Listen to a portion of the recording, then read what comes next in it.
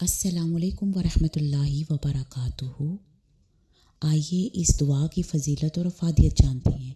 یہ دعا کب، کیسے اور کہاں پڑھی جانی چاہیے؟ اس دعا کو پڑھنے کے کیا فائدے ہیں؟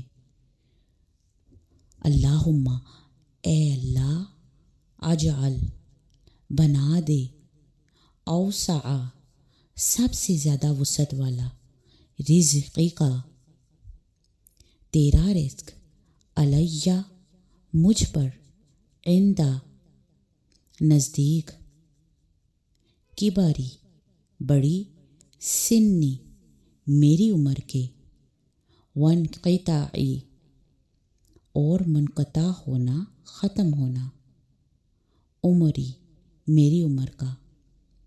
اے اللہ، مجھ پر بڑھاپے اور میری عمر کے ختم ہونے تک اپنا رزق کشادہ رکھنا۔ میری عمر جب بڑی ہو جائے تو تیرا رزق بھی میرے لیے کشادہ ہو جائے۔ جب تک میری عمر ختم نہ ہو جائے تو تیرا رزق میرے لیے کشادہ ہی رہے۔ یہ دعا کیوں مانگی گئی؟ اس لیے کہ انسان جوانی میں اپنے کام خود کر سکتا ہے، پکا سکتا ہے، کما سکتا ہے اور کھا بھی سکتا ہے، لیکن جیسے ہی انسان بوڑھا ہو جاتا ہے اس کے اعضاء کمزور ہو جاتے ہیں اور اس کی بیماریاں بھی بڑھ جاتی ہیں، وہ دوسروں پر ڈیپینڈ کرنے لگتا ہے۔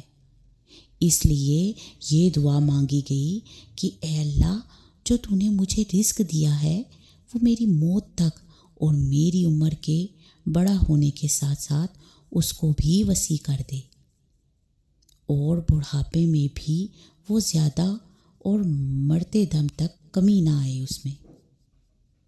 وسیع رزق کے لیے دعا مانگی گئی ہے۔ زندگی کے خاتمے تک وسیع رزق کی دعا ہے۔ انشاءاللہ آج سے ہی ہم نے اس دعا کو اپنی روٹین کا حصہ بنانا ہے۔ آئیے اس دعا کو یاد کرتے ہیں۔